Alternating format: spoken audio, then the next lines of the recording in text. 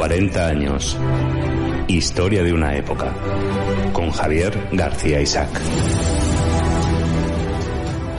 Pues una semana más estamos en realidad, estamos en 40 años y estamos con este ciclo que ya iniciamos la pasada semana sobre el Imperio Rojo. Y como siempre lo hacemos con un periodista de esta casa como es JF Lamata. JF, muy buenos días. Muy buenas, don Javier. Bueno, la semana pasada la verdad es que dimos unas pinceladas de lo que fue el Imperio Rojo, de cuál fue el origen, ¿no? Todo comenzó, todo, en la Unión Soviética, aunque ya había habido movimientos, pero fue en la Unión Soviética, en la Rusia de los zares, la que dio paso al primer país comunista como tal, ¿no?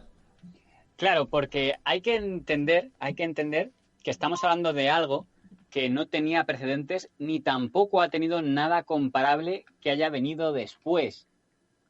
Algo que lo podríamos llamar como una especie de, digamos, organización ideológica, sí, con ramificaciones en muchos países del mundo. Quiero decir, ya digo que, aunque la comparación no guste ni a unos ni a otros, la única comparación que se me ocurre es la Iglesia. Era lo único, lo que se iban quedando, digamos, las religiones, pues que quitando la religión católica y entre comillas la islámica, pocas más tienen esa visión internacional, ¿no? Están más en budistas tal, o hinduistas están más en focos concretos. Pero que haya una especie de organización que tenga representantes y agentes repartidos por todo el globo terráqueo, solo lo tenía la Iglesia Católica. La Iglesia Católica no la cristiana, porque había muchas ramificaciones, y también, entre comillas, aunque en otro mundo, la islámica. Ahora algo que no era religioso, que teóricamente era una ideología política, como la ideología comunista, empezaba a tener representantes en muchos países del mundo. Los partidos comunistas o socialistas marxistas revolucionarios que estaban repartidos por todo el mundo. Si esos agentes que había en cada país del mundo obedecían al Partido Comunista de la Unión Soviética, porque recordemos que aunque para los gobiernos eran los rusos, para ellos no eran los rusos, era el Partido Comunista Internacional, un partido internacional que aspiraba a unificar el mundo, no por ideologías ni por nacionalidades, no por nacionalidades ni por patrias, sino por clase, por la clase trabajadora. Era la primera vez que había una especie de organización al que todo el mundo temía y que tenía gente repartidos por todas partes, incluyendo España. Eso es el ambiente que había en los años 20 y 30. Por eso había tanto miedo, vamos a hablar de las cosas por su nombre, tenían miedo los poderes de toda la vida al comunismo. Era como, uy, ¿qué es eso que viene?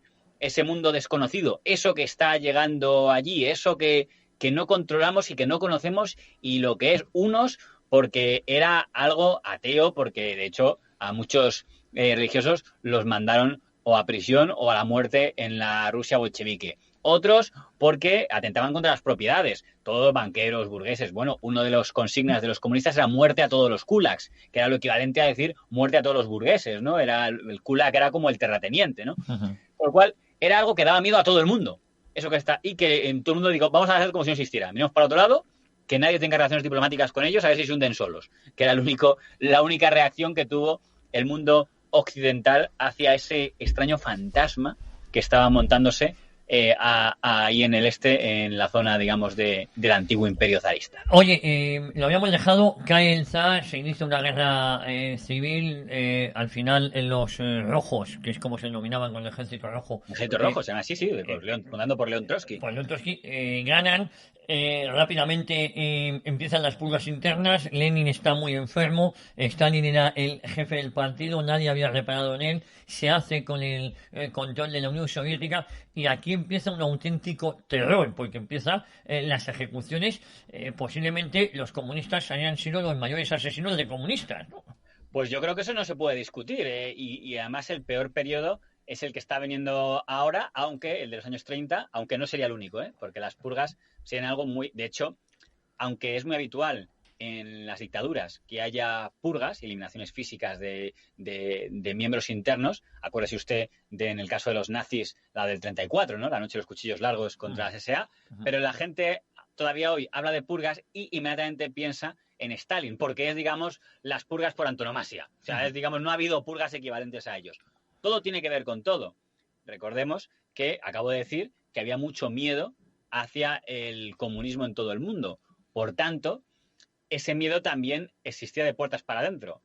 Stalin estaba convencido todos los días de que había intentos por asesinarle, intentos por derribarle, conspiraciones, una frase muy temida, los contrarrevolucionarios, que es una frase que se va a usar mucho en los países del este para definir a los traidores, y eso es lo que va a llevar constantemente a el hecho de investigaciones internas. La principal misión de la policía secreta del partido, lo que estamos llamando para unificar criterio KGB, aunque se llamara durante mucho tiempo NKVD y tuviera otros nombres, que en ese momento dirige un señor llamado Yagoda, su principal misión no es operaciones fuera del país, es operaciones dentro. Es ver si los ciudadanos soviéticos son de verdad ciudadanos soviéticos o son fascistas involuntarios. La Unión Soviética tenía prohibido a sus ciudadanos salir de fuera si ellos no controlaban a dónde iban y con quién se reunían. Que es una cosa, porque a ver si va a ser un agente extranjero, a ver si se va a dejar corromper por el virus occidental. Digamos que si Occidente consideraba que el comunismo era un virus, también el comunismo consideraba que el mundo capitalista era un virus y tenía miedo de que sus ciudadanos se pudieran contaminar. Y una cosa que va a ser muy común en todos los países comunistas es el control de las fronteras. Aquí no sale ni Dios, salvo que sea porque esté autorizado por el partido. O sea, si alguien quiere venir de fuera, que sea alguien que sea de los nuestros. O sea, uno del Partido Comunista Italiano que quiera venir a vernos, uno del Partido Comunista Español, pero un ciudadano ruso que diga, yo que quiero irme de turismo porque me apetece visitar Francia. Su tía va a visitar Francia. Pues, no, porque no podían permitir que acabamos, digamos, de limpiar Rusia de la basura burguesa como para que encima nos vuelva. Todo este cóctel es el que había en la Unión de Repúblicas Socialistas Soviéticas de los años 20 y 30. Pero tampoco neguemos, no seamos ingenuos. También había una clara intención de utilizar esto como forma de consolidar tu poder. ¿Cómo se consolida una dictadura? Todas, de cualquier ideología. Tienes que convencer que hay un enemigo externo muy fuerte, porque si no hay un enemigo externo muy fuerte, pues la gente a lo mejor no te da todos los poderes que quieres. Mientras que si tú dices, oiga, dame mucho poder porque tenemos al enemigo a la puerta de la esquina y yo os defenderé.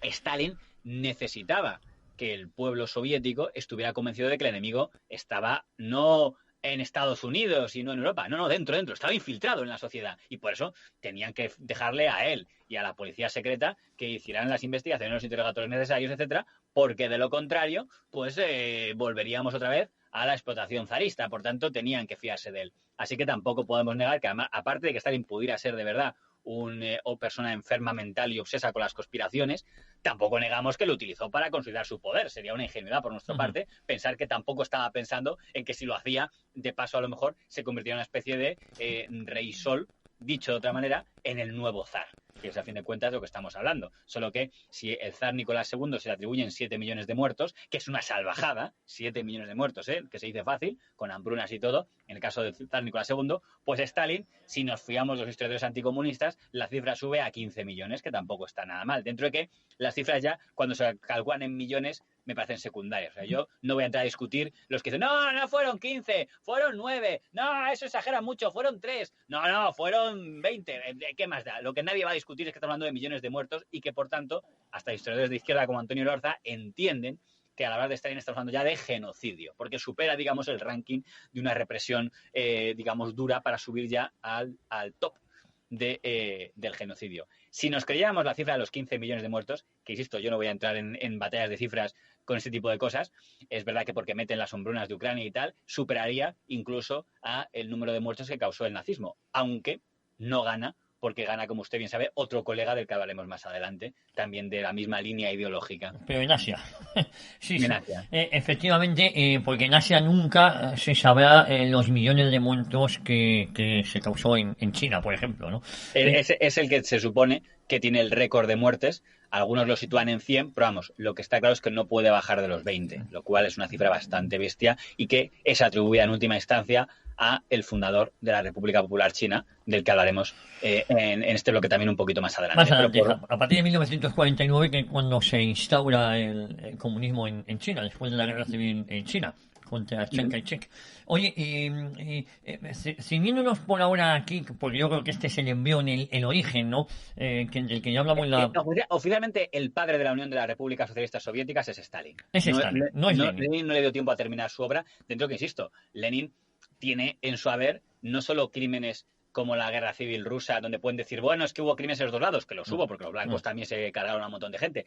Tienen unas matanzas muy difícilmente justificables dentro de la propia ideología comunista, como era la matanza de Krosdan, que fue una matanza a trabajadores, pero porque entendió, cuando los trabajadores dijeron, que nosotros no apoyamos la revolución para esto, para una dictadura del proletariado, y al final Lenin reaccionó igual que el zar, o sea, igual que el Domingo Rojo, el zar disparó a la gente cuando los trabajadores se levantaron contra las comisas diciendo esto no es lo que queríamos, pues también tiros contra vosotros. Con lo cual, al final, Lenin, por mucho que le quieran blanquear, y yo no niego que es un gran estadista y está en la historia por lo que hizo, probablemente es una de las personas que más influencia ha tenido en el siglo XX. Y yo creo que hay mucho interesante de él para investigarle, pero me temo que tampoco podemos borrar que cometió crímenes si entendemos que disparar al pueblo es un crimen, que entiendo que es algo que no se debería discutir demasiado. De todas formas, insisto, ni siquiera los zares en la época más dura es comparable a la época que estaba por venir, ¿no? A Lenin, a Stalin y a todo lo demás, porque muchas veces parece que nos quedamos en Stalin. Claro, Stalin hizo buenos a todos los demás, pero buenos, no sabía yo qué decir, ¿no? No sabía yo qué... Claro, aquí depende que pongamos como, digamos, como baremo, ¿no? Por ejemplo, baremo de la libertad, pues francamente no creo que hubiera mucha más libertad que la que había con los zares. Es verdad que hay un punto, por ejemplo, que la gente religiosa, por ejemplo, te dirá que había mucha más libertad con los zares que con el comunismo. ¿Por qué? Porque había, digamos, más libertad individual para que en tu granja, si quieres ser ortodoxo y tal, mientras que, dentro que también había habido problemas racistas en la etapa de los zares, mientras que en el cambio del comunismo, como hay un control del Estado con todo lo que se cree a nivel personal, la libertad a veces no tenía tanto que ver con el derecho a votar, que todavía no se había experimentado demasiado, y sí tenía mucho que ver con el derecho a tener el rito que quisieras o la tradición que quisieras, a ser judío, a ser lo que sea. Y en el caso de los comunistas, claro, como hay un control del culto, quieren tener porque consideran que la Iglesia puede ser, la religión ortodoxa en este caso, el opio del pueblo, pues hay mucho más, digamos, menos libertad en ese punto de vista. Lo que pasa es que eso se nota más en el caso español, por un tema particular que tiene la fe en España y porque el comunismo lo eligió como su enemigo a batir, ¿no? Pero, por ejemplo, vamos a ser justos, es verdad que durante la etapa de Stalin, los famosos planes quinquenales, que a la larga fueron un desastre, en el corto plazo llevaron alimento a lugares donde nunca lo había habido. Usted mira, hombre, y la hambruna horrorosa que se causó millones de muertos, como ejemplo el caso de Ucrania. Ahí están. Porque estamos hablando de una mentalidad muy robótica, es decir, esto se divide y si no hay para esta zona, pues nada, pues calculamos quién tiene más posibilidades de sobrevivir, esto no, pues mira, que estos que se mueran. Es una cosa horrorosa y entiendo que gente lo considera un crimen. Pero recordemos que hay muchos obreros, muchos campesinos, que no les llegaba nada con la etapa de los zares y de repente eso que llegara el gobierno a echarte unas migajas es algo. Digan, bueno, pero llegaba migajas, sí, pero es que antes no llegaba nada. Entonces hay que entender por qué en los años 20 y 30 hubo tantos rusos que dijeron, nos mola más Stalin que los zares. Digo, oiga, pero ahora usted tiene más libertad, tiene al tío de la policía vigilándole, tiene la delación que comentábamos la semana pasada de señale a sus vecinos y sospecha que puede ser un espía, que es un ambiente que, por ejemplo, no era tan frecuente eso en la etapa de los zares, aunque había habido un amago, no tenía ni punto de comparación al sistema de terror que intentó imponer la policía de partido. Pero tenían trigo. No, claro, ya. Vamos a ver. Lo que pasa es que yo creo que eso fue un espejismo que duró poco, ¿eh? Claro, pero eso suele pasar. O sea, es como, con perdón de la comparación, porque no es exactamente comunismo, el tema de que tanto se usa de Venezuela. Ahora estamos viendo en qué ha acabado el chavismo. Está. Pero usted, en los primeros años de chavismo, no se lo puede explicar a alguien cuando no le llega nada y de repente le llega algo. Claro. Dirá, bueno, pero dentro de 10 años se verá que este modelo no a la larga va a ser peor. Vale, pero es que el señor no está pensando a la larga, está pensando que ha venido un tío y le ha traído agua, o le ha traído un pozo, o le ha traído... Entonces, claro, en aquel momento hubo un montón de trabajadores que vamos, estaba diciendo viva Stalin. Y viva siempre Stalin porque me ha traído algo cuando no tenía nada. Oye, y es uno de los grandes fracasos que tiene en su cuenta en la última etapa final de los zares, que no fue capaz de crear una clase media. Tampoco lo crearon los comunistas. Pero claro, entre los que no crean clase media y no dan nada, y los que no crean clase media y traen migajas, pues me quedo con el que trae migajas. Efectivamente hubo un pozo de apoyo social, sobre todo al inicio, y luego lo que hubo fue una política del terror, que eso, pues, claro, es muy complicado de superar. Las dos cosas están funcionando a la vez. Había una política, o sea, en el fondo, el comunismo es como una especie de gran ordenador. El Estado se queda con todo y reparte migajas. Entonces, claro, el granjero que dice, oiga, que yo he conseguido que mi granja produzca todo esto, y se lo ha llevado todo y me ha dejado migajas. Pues claro, se va a estar cabreado. Pero el que no le llegaba nada, le han llegado migajas. Entonces, claro, seguramente el que tenía una granja que funcionaba y ha visto cómo el Estado y el partido le confisca todo para dejarle unas migajas, tiene muchas posibilidades de volverse opositor. Pero en cambio, el que no le llegaba nada y le han llegado migajas, tiene bastantes votos de volverse stalinista o comunista. Es un poco la lógica humana. Entonces, claro, por eso había tantos opositores, porque igual que hubo una gran parte del pueblo ruso que se volvió viva Stalin, también había una gran parte del pueblo ruso que se volvió anti-Stalin y anticomunista. Lo que pasa es que esa gente lo que quería era huir y no le dejaban. Lo que querían era irse a Occidente. Por eso era muy importante para todas las dictaduras comunistas, empezando por la primera, que es la de la Unión de Repúblicas Socialistas Soviéticas, impedir que la gente salga y cuidar muchísimo las fronteras. Y si no, pues a Siberia, que era el campo donde tenían que ir los traidores. Lo curioso es que el mayor enemigo del fascismo para ese primer estalinismo, el líder del fascismo, no va a ser ningún Hitler, ni ningún banquero americano, banquero alemán, banquero judío, banquero francés, va a ser León Trotsky, que según Stalin resulta que es el jefe del fascismo que estaba infiltrado y nadie se había dado cuenta.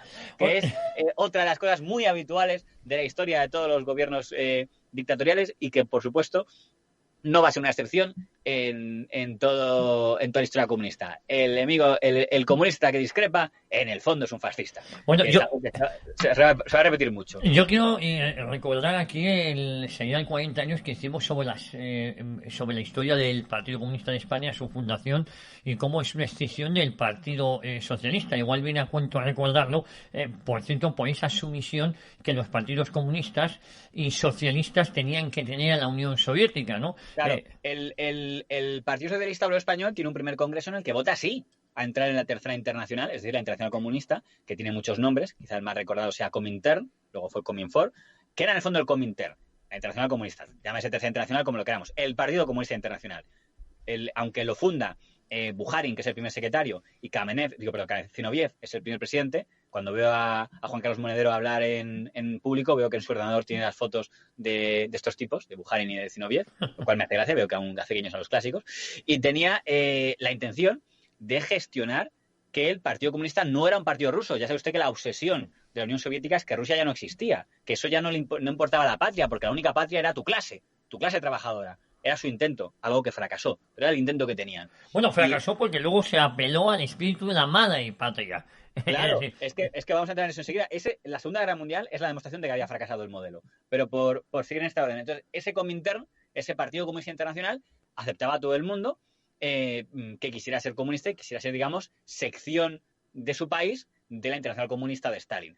Por tanto, tenían que estar seguros de cumplir una serie de puntos. En teoría, todo socialista, todo marxista, debía parecer estupendo, porque el marxismo era internacionalista y debía parecer estupendo estar conectado con los países hermanos. El problema es que, como usted bien ha señalado, no podemos negar que había una clara intención también de controlar a los partidos comunistas hermanos y, por tanto, satelizar eso, que es lo que provocaba que los demócratas y los fascistas y la derecha en general dijeran, uy, eso más que un partido comunista es un satélite, son espías, son agentes soviéticos, agentes del ejército rusa, es lo que al PSOE, que aún es marxista, que quiere una revolución socialista en España, si algo dice, ¿qué es esto de que en los 11 puntos o 13, según contemos todos, incluyan, tenemos que expulsar a todo miembro del partido que haya votado en contra de integrarse en la Comintern? Tenemos que tener sumisión hacia las directrices del Partido Comunista Internacional, que es, pues nada, votamos en contra. Y es entonces cuando se crea la decisión y entonces un grupo de gente, los más prorrusos, crean el Partido Comunista de España, que es, recuérdense, Partido Comunista de España, SEIC, sección española de la Internacional Comunista, que si la gente mira Mundo Obrero de aquella época, verá que aparecía PC/SEIC, sección española, como pasaba igual en Italia. Con lo cual le debían lealtad a Stalin, al Partido Comunista, claro, de la Unión Soviética. Ellos no dirían Stalin, aunque en la práctica sí, lo era, porque era el partido. Pero en el fondo, ni siquiera disimulaban que había un culto a la personalidad. O sea, en la brutal carta que escribe don Santiago Carrillo a su padre. Acuérdense ustedes que don Wenceslao Carrillo se queda en el PSOE, mientras que su hijo Santiago se va al PC, y la carta brutal que escribe Santiago Carrillo renegando de su padre, en la que dice lo de tú eres un traidor, tú y tus amigos de la Segunda Internacional, el fascista Besteiro y tal, dice, cada día es más grande mi amor por la Unión Soviética, por el PQS y por Stalin. Incluye la persona, aunque oficialmente, teóricamente, lo que había que hacer era elogiar al partido, por encima de todo el partido, al final el partido se personificaba una persona que estaba llenando de carteles todos los partidos de todo el mundo, con lo cual al final entraba en escena el culto de la personalidad. Cuéntanos esa primera escisión que es el trotskismo. ¿Qué es lo que pasa? León Trotsky huye a México porque sabe que en la Unión Soviética... porque se da cuenta muy hábilmente que le van a matar. Ojo, León Trotsky no era ningún santo, no, todo lo contrario, era el que deseaba montar ejércitos en todos los países para sublevar a todos a la vez. Claro, León Trotsky, oficialmente el origen, aunque en el fondo no podemos negar que la clave de la destrucción de León Trotsky acaba siendo la mera lucha por el poder, pero en la diferencia ideológica inicial que hay es la que usted dice. León Trotsky entendía que en 1917, 19 y sobre todo en 1920 era el momento para esos partidos comunistas que se estaban formando en los distintos países, pues hicieran pues lo que pasó con Rosa Luxemburgo y Karl Liebknecht, ¿no? La revolución espartaquista no deja de ser el modelo de Trotsky. Golpe de Estado o rebelión, como en su léxico sería revolución, igual que hicimos revolución en Rusia, revolución en todos los países, que nuestros partidos comunistas en cada lugar hagan revoluciones y tomen el poder. Hubo también otro intento en Austria, que tampoco funcionó, también les aplastaron a todos el canciller Dollfuss. Bueno, seguramente, a lo mejor, si hubiera funcionado la revolución espartaquista de Luxemburgo y Liebknecht, que ambos eran judíos, como era Trotsky, pues igual hubiera funcionado el modelo. No funcionó y, como usted sabe, Luxemburgo y Liebknecht murieron asesinados ambos. Y se instauró una democracia capitalista, República de Weimar, en Alemania. Y eso quizá influyó a que el modelo de Trotsky no convenciera mucho. Tampoco la policía de partido lo veía muy bien. Entendía que si tenemos el enemigo en casa, primero asegurémonos que no hay enemigo dentro de casa y luego ya veremos. Ya mañana ya lo otro, que eso es lo que origina el conflicto de Trotsky. Pero además seguramente Trotsky entendía que por el nivel intelectual, por quién era, le correspondía a él suceder a Lenin. Vamos, es que no tenía que haberse ni discutido el tema. Cuando se crea aquella troika, de la que Zinoviev y Zinoviev no tardarían de arrepentirse el resto de su vida, que sería breve, y dicen, mejor dejamos el equilibrio tal y como está, Stalin como jefe de partido, un jefe de gobierno dividido y tal, hasta que se dan cuenta tarde de que todo el poder ha acabado en manos del partido. En el año 34 ocurre algo que es lo que mejor le podría haber pasado a Stalin, que es que le asesinan a un compañero suyo, de los más fieles a Stalin, que se llama Kirov, es asesinado. ¿Quién asesinó a Kirov? Pues no tenemos ni idea. No, seguro que lo hizo el propio Stalin para justificar lo que vino después. No lo podemos saber. Es verdad que por la catadura humana podría ser aceptable, pero bueno, vamos a ser rigurosos y decir que no se sabe. Lo que sí se sabe es que es el mejor argumento que le sirvió a él, porque sirvió para que dijera, esto es una gran conspiración, los contrarrevolucionarios, los fascistas, están a la puerta de la esquina y su nuevo nombre es Trotsky. ¿Trotsky ya se había ido de la Unión Soviética? Trotsky ya había sido expulsado del Partido Comunista y se contaba con que en cualquier momento le iban a fumigar. Sí. Y entonces él se adelantó y se fugó. Suerte que, por ejemplo, no tuvo su esposa y no tuvieron sus hijos, que fueron todos asesinados. Toda la familia, la mujer y los hijos de Trotsky son asesinados y él se va de Rusia. Sí, se va a México con Violeta Friedman, que fue, por cierto, su amante durante un tiempo. Los que no tuvieron más esa suerte fueron los otros rivales, Kamenev y Zinoviev, que tuvieron muchísimo que ver en que Stalin tomara el poder porque por error pensaron que el peligroso era Trotsky. Luego Stalin fue a los primeros a los que acusó de ser traidores y de estar detrás, de estar implicados en la conspiración trotskista. Y ahora vosotros en el fondo sois trotskistas. Y en ese momento decir que eres trotskista es como decir que eres fascista. Se convierte en un término demonizado. Es lo peor que te pueden decir. Y cuando Stalin decide que Kamenev y Zinoviev, sabe que la troika cuando Lenin está enfermo es Stalin, Zinoviev y Kamenev. Pues la troika se va a hacer puñetas porque los otros dos, según Stalin, pasan a ser traidores y por tanto son ejecutados. Por tanto, se acabó la troika. Hay que recordar que cuando Stalin ejecutaba a alguien también se solía llevar a sus familiares más cercanos. Bueno, tenga usted en cuenta que como estamos hablando de que el enemigo político es una cosa que contamina, las ideas burguesas contaminan, las ideas trotskistas contaminan, tienes que estar seguro de que no crezca la infección. Entonces, salvo que ese familiar sea el que haya ayudado a delatar, decir, no, sí, mi hermano era un traidor, entonces se salva porque se mira este. Pero si no dice nadie, bueno, seguro que también estará contaminado. Y hay que purificar la sociedad. No puedes permitir ideas fascistas o ideas trotskistas en el tema. Pero vamos, Rykov, el jefe del Estado, también es ejecutado, porque también se entiende que era alguien. ¿Quién es el que lidera todas estas purgas? El nuevo jefe de la KGB, que se llama Yekov. ¿Y qué pasó con Yagoda, el anterior? Que también se les dijo que era trotskista y también lo ejecutaron. Dicen, lo que pasa es que yo no sé qué cosas se pueden saber, pero vamos, dicen que Yagoda escribió una carta antes de morir diciendo, convirtiéndose al cristianismo, diciendo, de Dios solo merezco reproches por todo lo que he hecho y de Stalin solo agradecimiento por todo lo que le ha ayudado, aunque al final pues el destino me ha puesto en mi lugar y me ha dado el final que merezco. Pero bueno, son cosas que yo me pregunto, ese tipo de cartas, cómo se pueden guardar y descubrir, pues una cosa que se comenta de que Yagoda, eso antes de morir, renegó de todo lo que había hecho, que fue el primer jefe, digamos, de la KGB, que murió asesinado, y le sustituyó Yekov, el enano, que es el que lideró toda esta etapa de purgas y que luego también murió asesinado, también por otra purga, porque era algo muy habitual en Stalin. Digo, Sí, al los final, que le habían ayudado luego eran ejecutados también. pero tiene lógica, porque tú cuando creas un verdugo, le das le das poder, Sí, porque le das poder para que pueda matar a gente. Entonces, mira, te doy Yekov, yo como Stalin, como jefe del partido, te doy poder para que te puedas cargar gente. Pero luego desde el time dices, joder, a ver si le ha dado mucho poder a este. Claro. Oye, han dicho que han visto a Yekov hablando con no sé quién. Digo, mira, ante la duda. Este fuera. Oye, Trotsky, ¿cuándo aparece uno después, que es el primero que va a malmeter? Que en este caso fue Beria. Que es el más famoso de todos los jefes del KGB. Que luego tampoco acabaría bien. Yo creo que Yekov igual está matando a gente también por cosas personales suyas, de corrupción igual, no sé qué tal, y entonces digo, bueno, pues te pongo a ti y empieza por cargarte a Yekov, ¿no? Sabe usted que además, en este caso también siempre se recuerda, hicieron la cosa divertida de que como habían tomado muchas fotos de la etapa de la Revolución Gloriosa, pues luego hubo que borrarlas, ¿no? Y entonces se borró de las fotos oficiales a León Trotsky, que había algunas de la Revolución del 17 ahí levantando el puño, pues había que borrar a Trotsky, había que borrar a Kamenev, había que borrar a Zinoviev y también había que borrar a Yekov. Y entonces era el intento de borrar la historia, porque recordemos que como no hay internet y el pueblo ruso, como ellos iban querido, el pueblo soviético,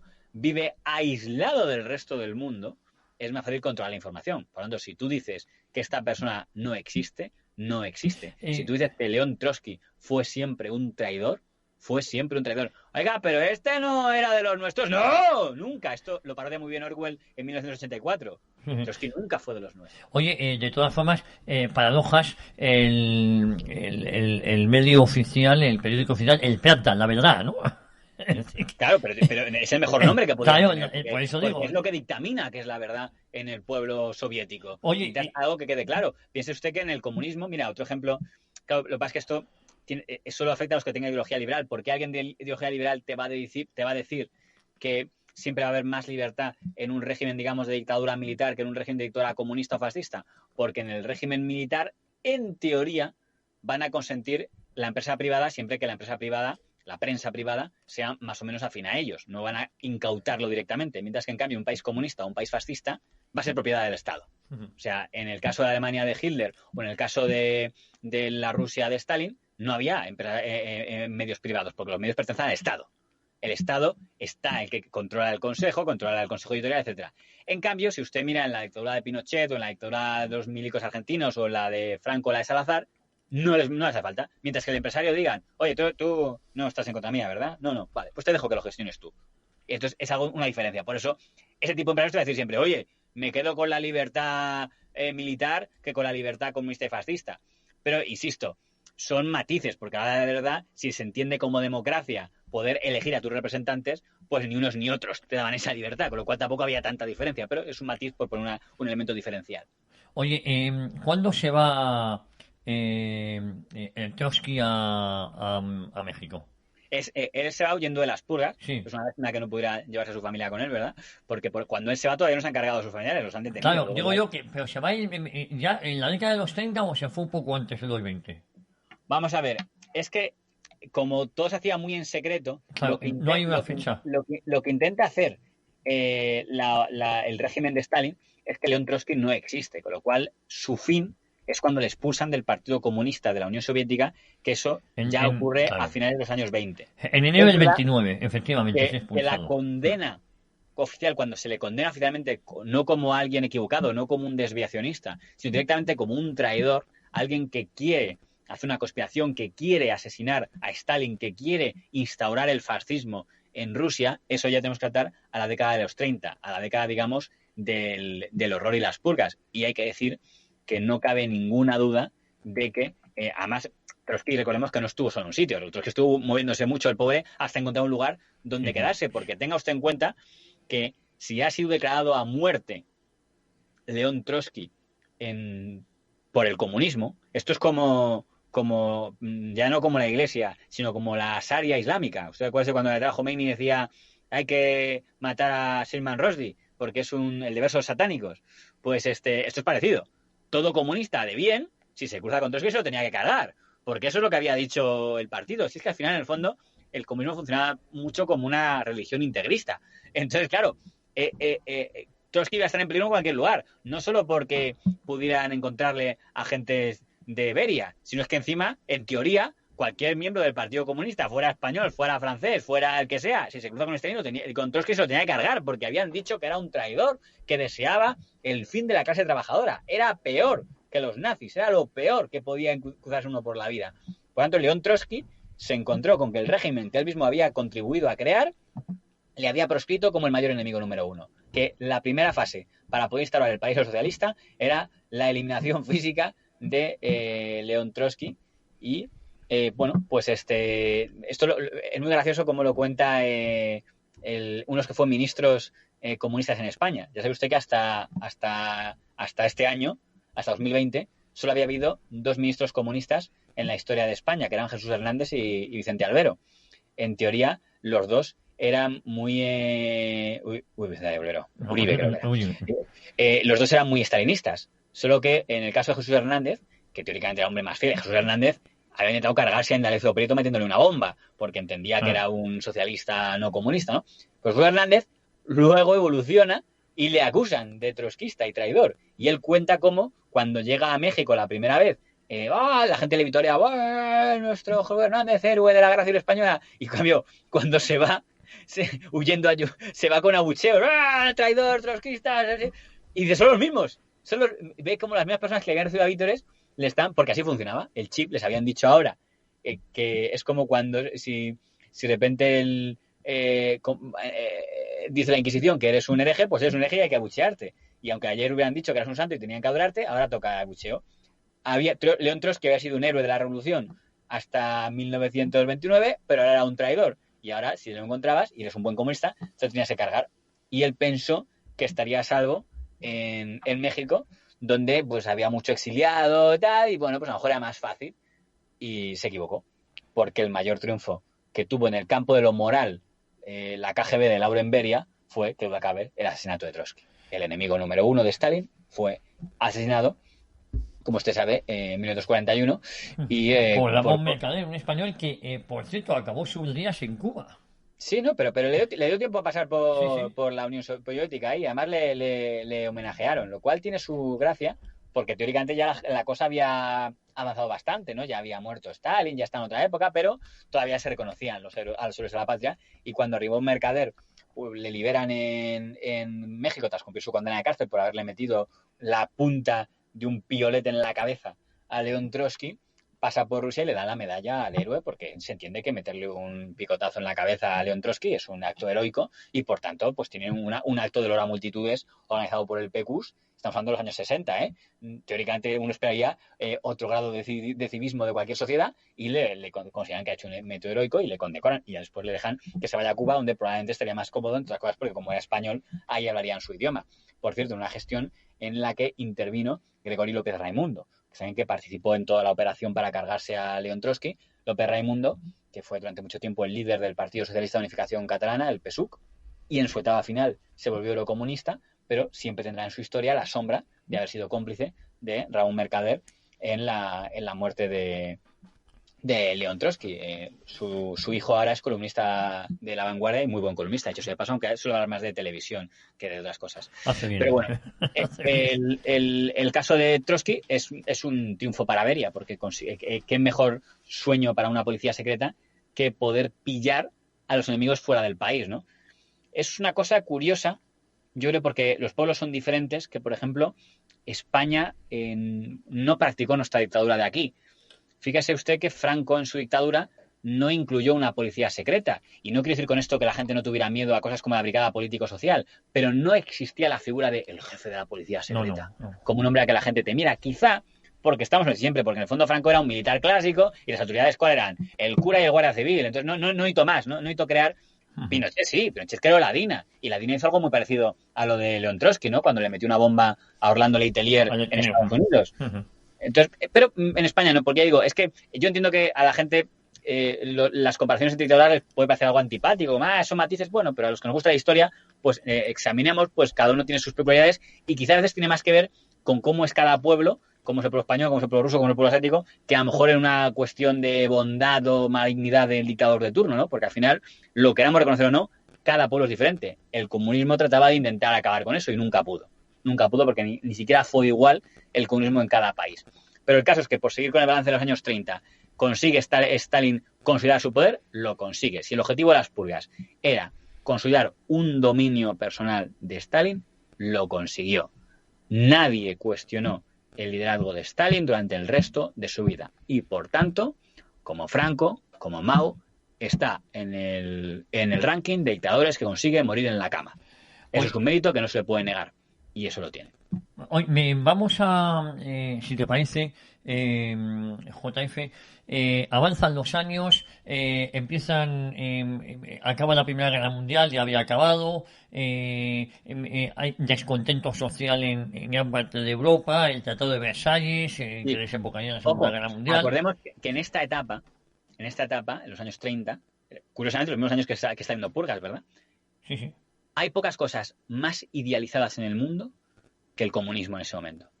Es el sueño dorado para todos los partidos que representan a clases trabajadoras de toda Europa. No solo en España, en prácticamente todo el continente europeo. Estados Unidos no, Estados Unidos es una cosa especial. También en gran parte de Asia, recordemos que ya en los años 30 ha empezado la larga marcha de los comunistas chinos en China, ¿no? Es verdad que Mao Zedong aún no lidera, porque Mao Zedong al principio ocupaba un papel secundario, estaba más liderado por Zhou Enlai y gente así. Luego ya, durante la larga marcha, es cuando Mao Zedong usará su labia, que era bastante, para convencer a la gente. Pero hay un gran convencimiento de que el lugar más feliz de la Tierra es Rusia. Lo que más o menos viene a decir la gente en ese momento es como aquí nos explotan, pero dicen los rumores, es como el sueño del Valhalla, la Tierra Prometida.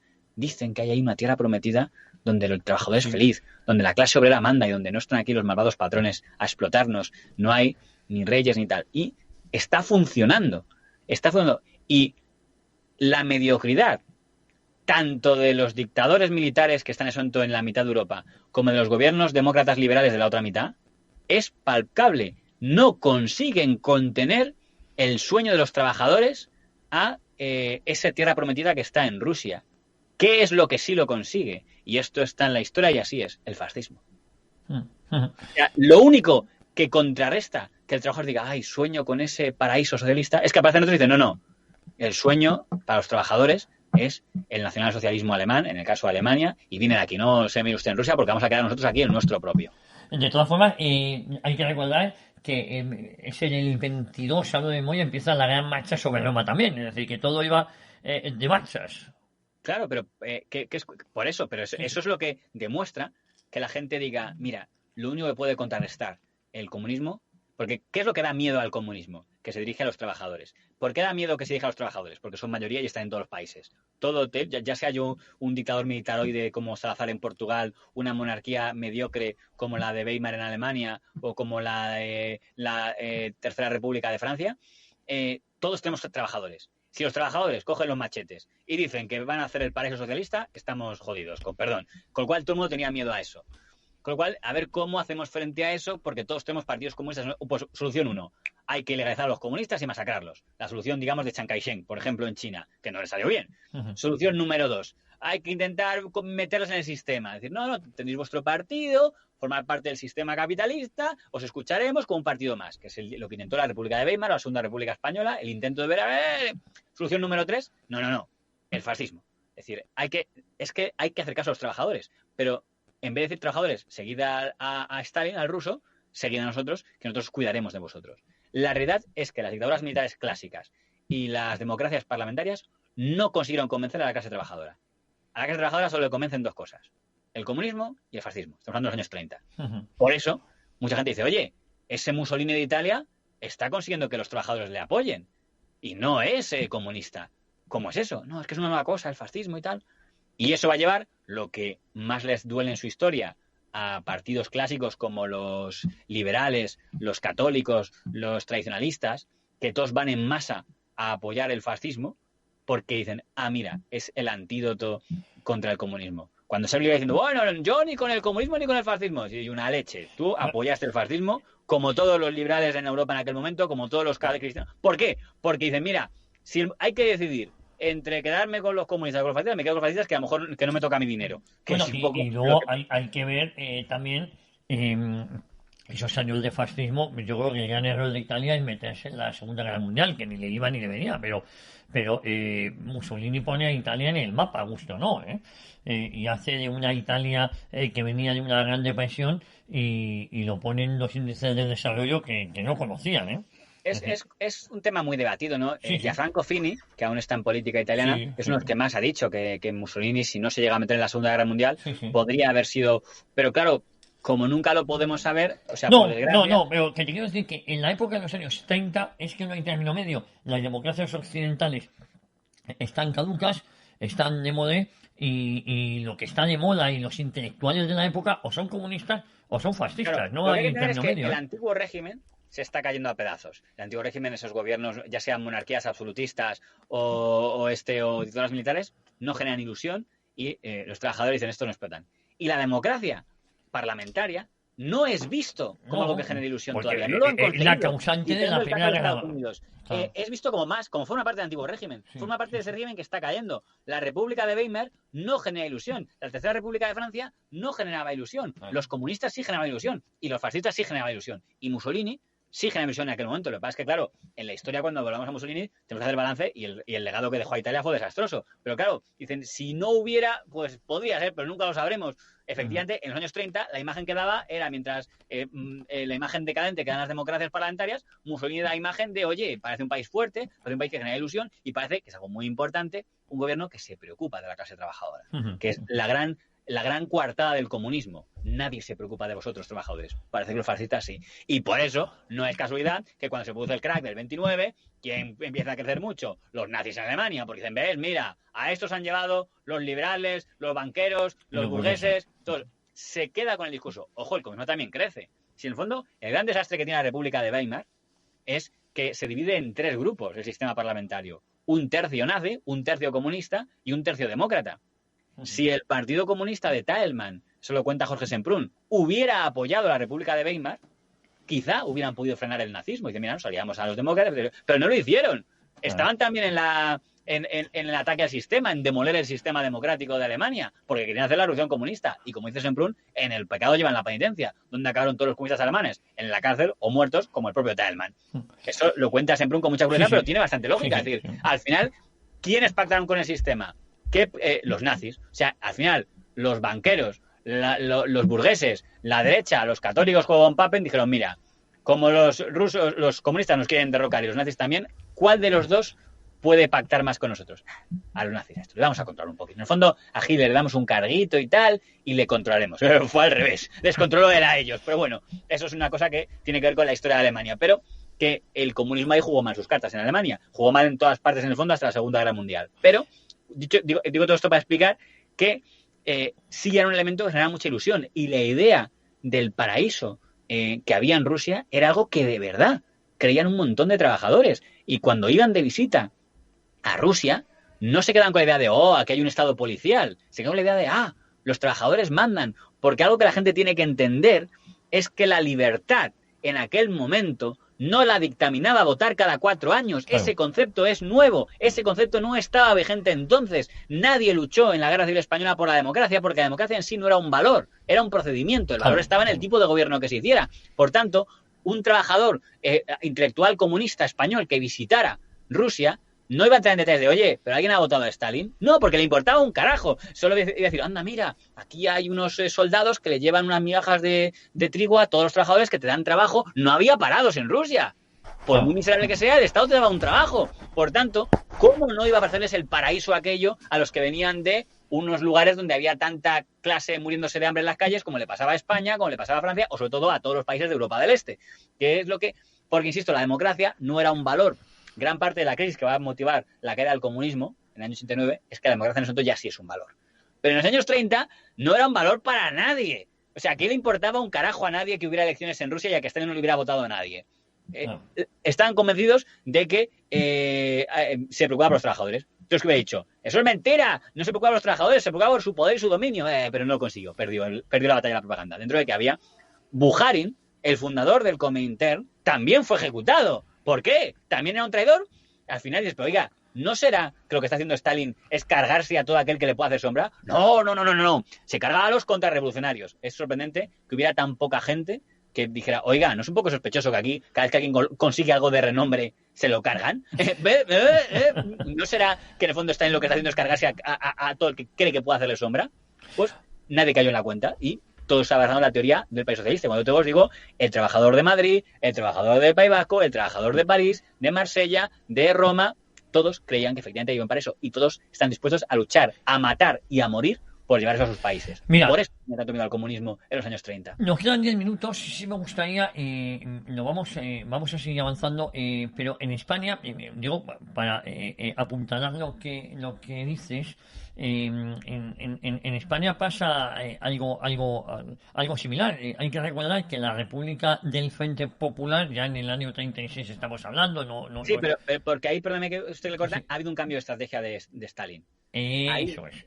Apoya socialdemócratas, apoya Frentes Populares. Claro, porque él lo que se da cuenta es que ha metido la pata. O sea, él ha dicho, mire, hemos dicho a otros partidos comunistas que no pueden colaborar con el capitalismo, por tanto, tienen que estar siempre en contra de ese sistema capitalista y bloquear. Y ha provocado el triunfo del fascismo en Alemania. Con lo cual dices, uy, y Talman acaba en la cárcel y acaba muerto y tal. Y dices, pues mira, aquí no puede repetirse esto en Francia y en España. Por tanto, hay que colaborar. Entonces, hay que hacer lo que no hemos hecho ahí. Hay que colaborar con los partidos, digamos, capitalistas de izquierda y de momento. Y a ver si en el futuro, poco a poco vamos, digamos, contagiándoles. Acordemos que había sido la Internacional Comunista la que había dicho que no se podía hacer nada con los socialistas de la Segunda Internacional porque eran traidores. Y ahora, en cambio, reconoce una lógica que es, hay un enemigo mayor, que es el fascismo, y por tanto, pues hay que pactar con ellos, y por eso ordena el Frente Popular, que es una iniciativa del Partido Comunista de España y del Partido Comunista de Francia, y que aceptan los partidos republicanos de izquierda de ambos países para evitar el triunfo del fascismo. Porque una conclusión que han asumido es que si la derecha gana las elecciones en Francia o en España, se acaba la democracia porque se montará una dictadura como la que ha montado Hitler y lo primero que hará será ilegalizar los partidos comunistas. Cuando dicen, mira, vamos a ser inteligentes, vamos a ampliar nuestra base, que dirían hoy los independentistas. Y por eso se llega al pacto del Frente Popular, que quiere decir que fue un éxito tanto en Francia como en España. ¿Hubiera llevado el Frente Popular a una dictadura comunista?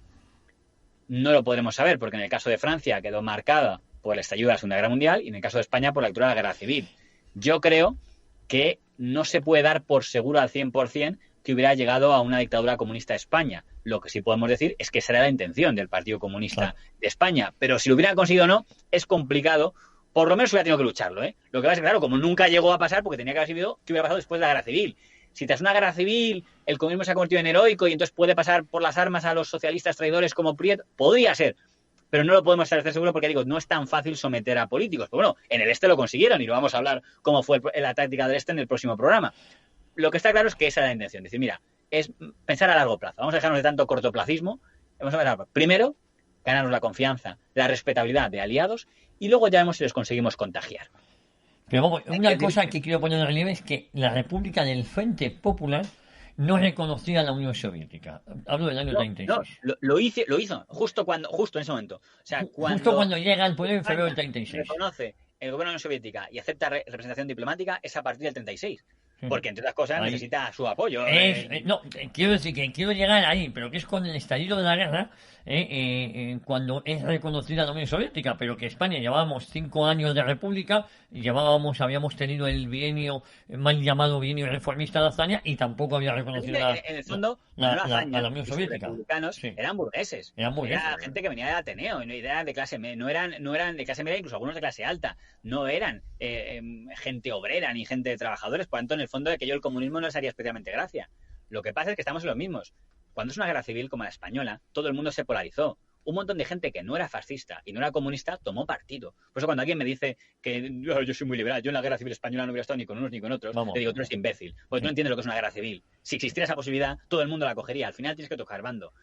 Mucha gente en España que era, pues, yo que sé, liberal, como puede ser Ortega y Gasset o tal, pues acabó tomando partido y en ese caso lo hizo por el bando fascista. Y mucha gente como Azaña... Bando fascista yo creo que no es el adecuado, esa terminología llamada el bando de Franco, el bando franquista, quizás era el bando el bando que no se resignaba a dejarse matar, porque ten en cuenta... Pero claro, en ese bando estaban los fascistas, con lo cual se aliaron a los fascistas. Igual que Azaña, que no era comunista, se metió en el bando de los comunistas y lo aceptó y dio mítines con el audio del martillo. Entonces, al final, cuando estamos en una guerra civil, es que todo el mundo se polarizó. Ojo, entonces, Azaña va a las elecciones ya con los comunistas, ¿eh? Sí, por eso ya cuando él acepta estar en el Frente Popular, él ya lo acepta. Él ya lo entonces, acepta. Y cuando digo él, no me refiero a personas, digo a todo lo que representaban. Todo el colectivo que podemos llamar democristianos, tradicionalistas, todos bueno, pero es que les iba la vida en ello, entre otras cosas porque estaban siendo ejecutados por los rojos. Porque los que van con los fascistas porque dicen es que si ganan los comunistas nos matan a todos, y los que van con los comunistas dicen es que si ganan los fascistas nos matan a todos.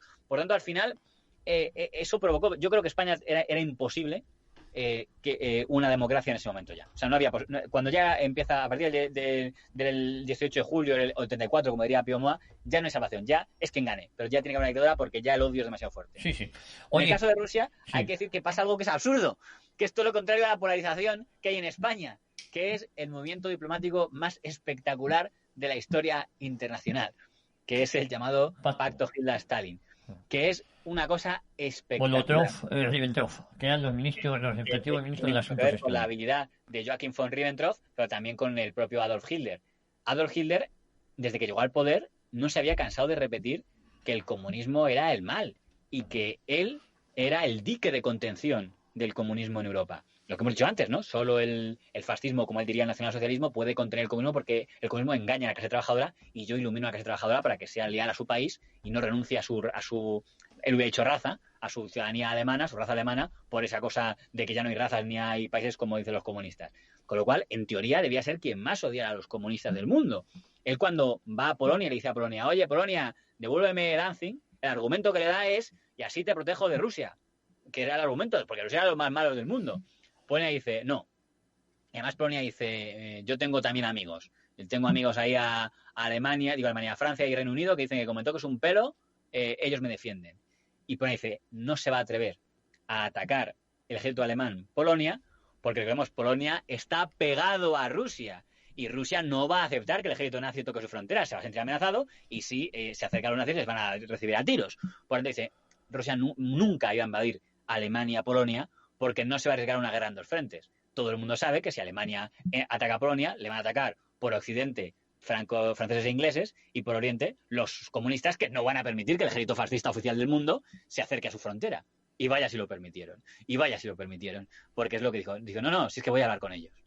Y entonces un país al que nadie había reconocido diplomáticamente, resulta que el país fascista por antonomasia, los nazis, mandan a su embajador, al su ministro, no a un cualquiera, no al ministro con un mensaje de paz directo del propio Hitler, donde le dicen que no solo le reconoce como país, sino que reconoce sus fronteras, reconoce que sus fronteras puedan ampliarse por los países bálticos, si ellos no tienen problema con que se acerquen hasta la famosa línea esta de Oder-Neisse, bueno, la mitad de Polonia que les correspondía, y Stalin acepta. Y Molotov, que es un ministro de Exteriores, acepta. Y hay una foto de Stalin con Ribbentrop y Molotov. Es un pacto espectacular. Ese día, cuando esa foto recorre medio mundo, es cuando medio mundo, mejor dicho, todo el mundo dice, ostras, vamos a la guerra. Porque lo único que impedía, que es, no se van a atrever los alemanes a invadir Polonia porque Rusia no lo permitiría. Y Rusia dice, no, es que lo voy a permitir. Es que me parece bien incluso que lo hagan. Sí. Bueno, de hecho se quedan con la mitad de Polonia ellos. Claro, pero hay que entender que para Rusia, es decir, por fin un país nos ha reconocido. Quizá si los británicos y los franceses y todos no hubieran sido tan idiotas de cerrar los ojos a Rusia no existe, no lo creemos, no hubiera abrazado al primero que llamó a su puerta. Pero es que el primero que llamó a su puerta fue Hitler. Eso es así. Y encima le permitía algo importante, que es que Rusia tenía muchas ganas de recuperar gran parte de lo que había perdido en Brest-Litov en la Primera Guerra Mundial. Y ese pacto incluía que recuperaba a todos los países bálticos. De hecho, en teoría, también debía haber recuperado Finlandia. Cuando Rusia invade Finlandia, verá usted que nadie dice ni pío. Ni rusos, ni británicos, ni franceses, ni alemanes, porque estaba dentro de su plan. Lo que pasa es que, afortunadamente, Finlandia aguanta. Ahí está el régimen de Mannerheim. El mariscal Mannerheim. Que además es una fuera extrañísima, dicho sea de paso.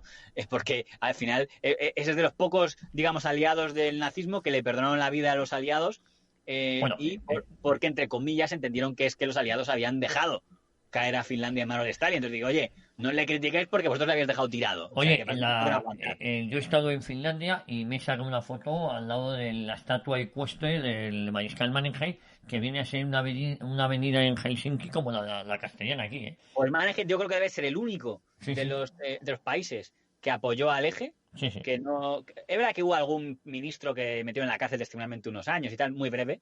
Creo que no con el nombre Risti, o se llama Risto o algo así. Vamos, fue testimonial para que no se enfadaran los aliados. Vamos, el país que menos sufrió represión de sus mandatarios, de los que había estado con el eje. Pero había sufrido mucho, pero claro, eran tiempos distintos y tampoco a Occidente le convenía que Finlandia fuera invadida por la Unión Soviética. Claro, entonces tuvieron que pedirle a Finlandia de, oye, haz algún juicio o algo contra tus mandatarios porque sois aliados del eje y no podemos quedar impune que Stalin se va a cabrear.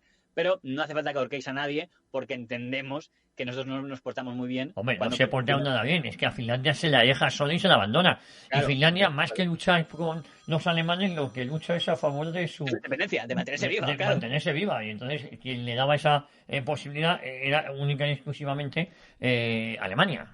Eso que Alemania al principio también la deja tirada. Pero es verdad que cuando en el 41 entra la guerra URSS, pues claro, ahí hay una especie de unión del ejército nazi y el ejército finlandés en esa lucha común, porque ahí se creía que iban a cargarse a Rusia.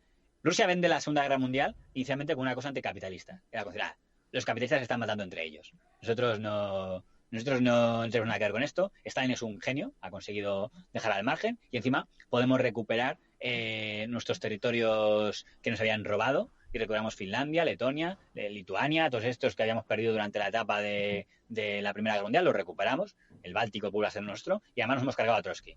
Con lo cual, debía ser muy feliz Stalin, debía sentirse un genio, decir, Europa se está matando entre ellos, tal, hasta que un día, en 1941, se entera que Hitler va a por él. Bueno, vamos a tener que dejar aquí en la operación Barbarroja.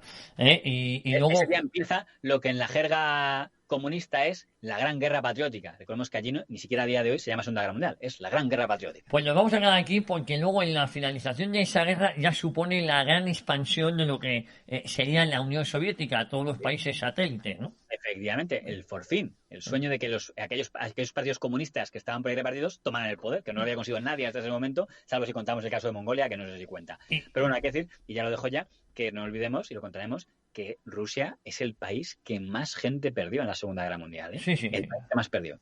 También es verdad que por las tácticas que utilizaban, que era de desgastar y mandar a muchedumbres. Como tenían mucho, pues venga, vamos a ir mandando hasta que el otro se le acaben. Nosotros seguimos teniendo rusos que mandar. Eso. Pues JF, lo dejamos aquí. Te mando un abrazo muy fuerte y la próxima semana continuamos un episodio más hablando del Imperio Rojo. Este ha sido el Imperio Rojo 2, las purgas. Las purgas, mira, me gusta. Te mando un abrazo muy fuerte, JF. Un saludo muy grande. Adiós.